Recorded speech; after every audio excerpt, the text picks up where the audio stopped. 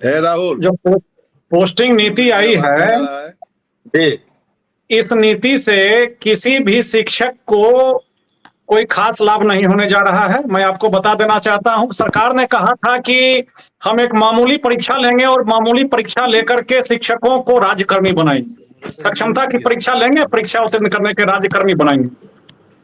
उसमें शिक्षकों से सक्षमता के का फॉर्म भरवाते के टाइम में 3 जिला का ऑप्शन भी लिया गया था। बहुत सारे मैक्सिमम शिक्षकों को फर्स्ट चॉइस मिल गया।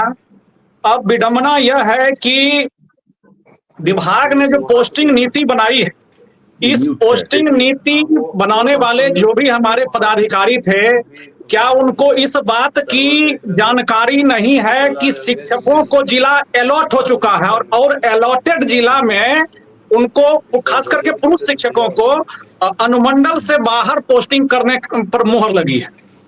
तो जिस जिला में बिहार के 8 जिले ऐसे हैं जहां सिर्फ एक ही अनुमंडल है, उन शिक्षकों का क्या होगा, इस पे अस्पष्टता। महिला शिक्षिकाओं को भी उनके गृह पंचायत, नगर निकाय से इतर पोस्टिंग करने की बात की गई है। असाध्य रोग से जो पीड़ित हमारे शिक्षक भाई बहन हैं, उनको तो कम से कम गृह पंचायत में रखा जाता, उनकी सुविधाओं का तो ख्याल रखा जाता, लेकिन असाध्य रोग से ग्रसित शिक्षकों और विकलांग शिक्षकों को भी अपने पंचायत से इतर अन्य जगह पोस्टिंग का विकल्प दिया गया। अनुमंडल से बाहर पोस्टिंग की नियमावली आने से पुरुष शिक्षक खास करके काफी परेशान हैं। सरकार को चाहिए था कि पुरुष शिक्षकों का भी ख्याल रखे, उनको भी कम से कम अनुमंडल अंतर्गत के प्रखंडों में उनकी पोस्टिंग की जानी चाहिए थी। और यह नियमावली अपने आप में जो है विभेद पैदा करती है, विभाजनकारी है। एक तरफ इसमें कहा जा रहा है कि बीपीएससी शिक्षकों और नियमित शिक्षक जो चाहेंगे उन्हीं की पोस्टिंग होगी, वहीं सक्षमता उत्तीर्ण सारे शिक्षकों की पोस्टिंग कर दी जाएगी। क्यों नहीं इसको नियोजित शिक्षकों पर भी लागू किया गया? नियोजित शिक्षकों के लिए भी यह ऑप्शन विभाग को खोलना चाहिए था, सरकार को खोलना चाहिए था कि जो शिक्षक पोस्टिंग लेना नहीं चाहते हैं वो भी जिस मूल विद्यालय में पदस्थापित हैं वहीं पदस्थापित रहें। सरकार के द्वारा अखबार में हमने पढ़ा था कि सरकार ने कहा था कि पति पत्नी को हम जो है एक जगह पोस्टिंग करेंगे, लेकिन अभी जो नियमावली आई है, पोस्टिंग नीति सरकार ने बनाई है, इसमें स्पष्ट किया गया है कि पुरुष के पदस्थापन के अनुसार महिला शिक्षिकाओं की पोस्टिंग होगी। जो पति पत्नी दोनों नियोजित शिक्षक के पद पे कार्यरत हैं, उन्होंने सक्षमता की परीक्षा दिया। अब पुरुष के लिए तो पहले ही स्पष्ट कर दिया गया है कि आपको अनुमंडल से बाहर जाना होगा। तो अनुमंडल से बाहर जहां पति की पोस्टिंग होगी वहीं उनके पत्नी को जाना हो। किसी भी बिहार के किसी भी जिले में एक अनुमंडल से दूसरे अनुमंडल की दूरी 20 से 25 किलोमीटर अमूमन है, और जाने आने में शिक्षकों को पहले से परेशानी हो रही थी।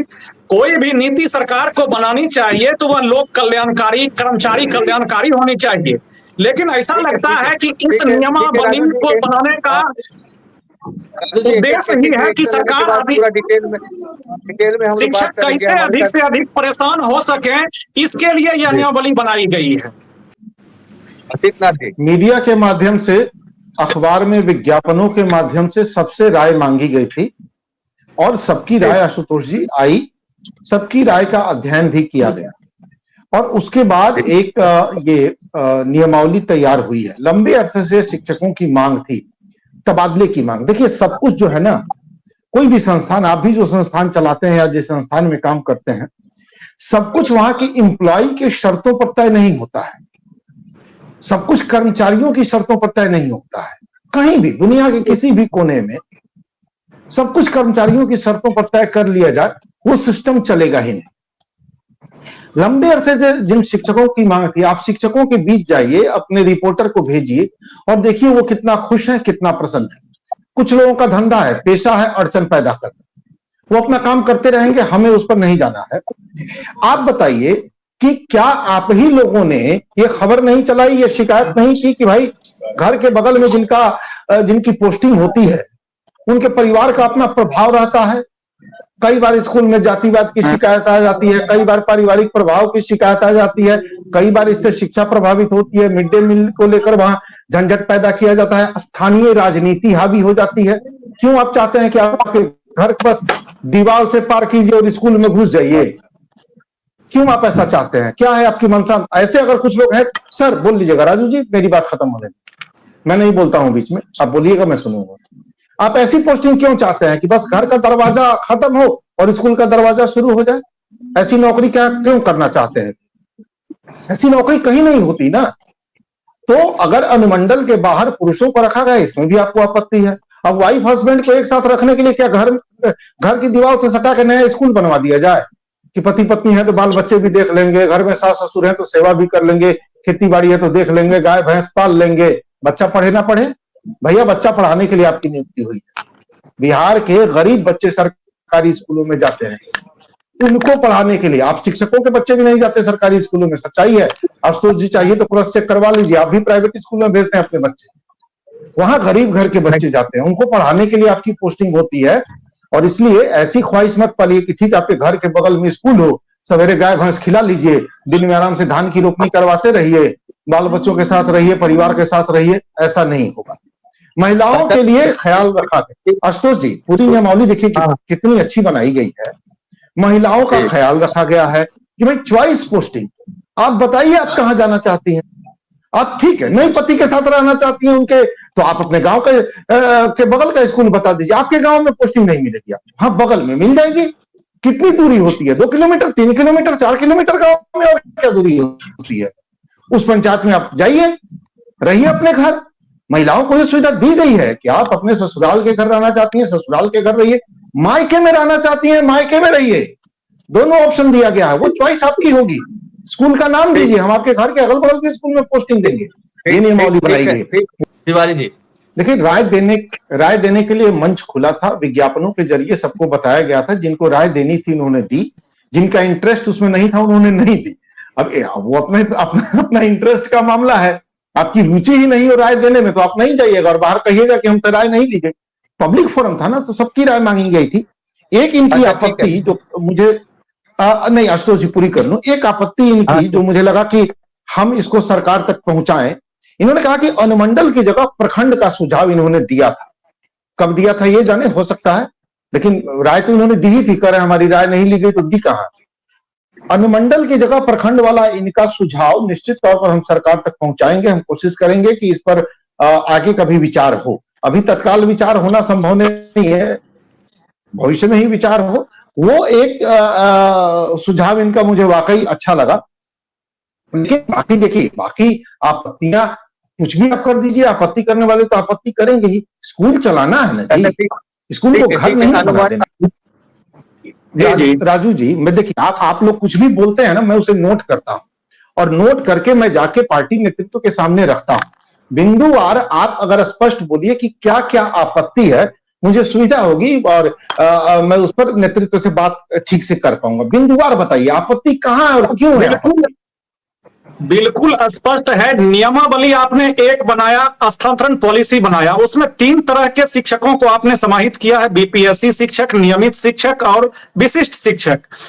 बीपीएससी शिक्षक और नियमित शिक्षक के लिए ट्रांसफर अनिवार्य नहीं है, जबकि विशिष्ट शिक्षकों के लिए ट्रांसफर अनिवार्य कर दिया गया है। एक नियमावली 3 लोगों के लिए बनी, 2 को रिलैक्सेशन मिला, एक को क्यों नहीं मिल रहा है? बस अब क्यों नहीं? जवाब ले लीजिए, फिर अगला प्रश्न कीजिएगा। बीपीएससी से जो लोग भी शिक्षक नियुक्त हुए, इसमें मैक्सिमम आपके यहां पहले से थे नियोजित पहले से थे। बीपीएससी का जब इनका रिजल्ट हुआ तो इन्हें ऑलरेडी इनको तबादला मिल ही गया, दूसरे स्कूल में ही जाना पड़ा, उस स्कूल में ही रहे ही नहीं। एक ट्रांसफर तो इनका हो ही गया है। अगर इनकी इच्छा हो, इनकी इच्छा पर दे दिया गया है। अगर आप उसी स्कूल में बने रहना चाहते हैं, बने रहिए। आप अगर चाहते हैं ट्रांसफर, तो आप ट्रांसफर में आ जाइए, आपका ट्रांसफर भी किया जाएगा। आप इसको छूट समझ रहे, छूट नहीं है, परेशानी से बचाया गया कि 2-4 महीने पहले ही दूसरी स्कूल में। मैं बिंदुवार जवाब दूंगा, सुन लीजिए जवाब। तो चूंकि 2-4-5 महीने पहले ही दूसरे स्कूल में गए हैं, अब फिर आप इनको इनकी इच्छा पर छोड़ दिया गया है कि आप अगर दूसरे जगह जाना चाहें आप आवेदन कीजिए ट्रांसफर में, आपका होगा। अगर आप वहीं रहना चाहते हैं तो 2-4-5 महीने पहले आप गए ही हैं, आप रहिए।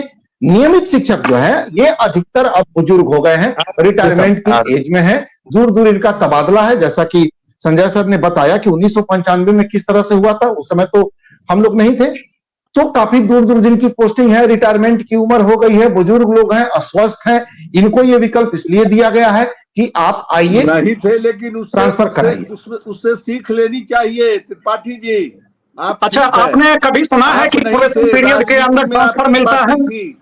प्रोबेशन पीरियड के अंदर जो है, अभी आपने कहा कि बीपीएससी शिक्षकों की नियुक्ति के 5-6 महीने हुए हैं, तो प्रोबेशन ऐसी क्या मतलब धड़फड़ाहट है या क्या बात है, मैं तो नहीं समझ पा रहा हूं। मुझे समझाने का थोड़ा तिवारी जी प्रयास करेंगे कि बहाली के 5-6 महीने के अंदर ही प्रोबेशन पीरियड उनका पूरा नहीं हुआ है, 2 साल अभी पूरा नहीं हुआ है, और इस दरमियान ही आप उनको एक्सिट ट्रांसफर का फैसिलिटी दे रहे हैं, जबकि नियोजित शिक्षकों को पूर्व के नियमावली में एक्सिट ट्रांसफर का लाभ मिला हुआ था, आज तक सरकार ने नहीं दिया।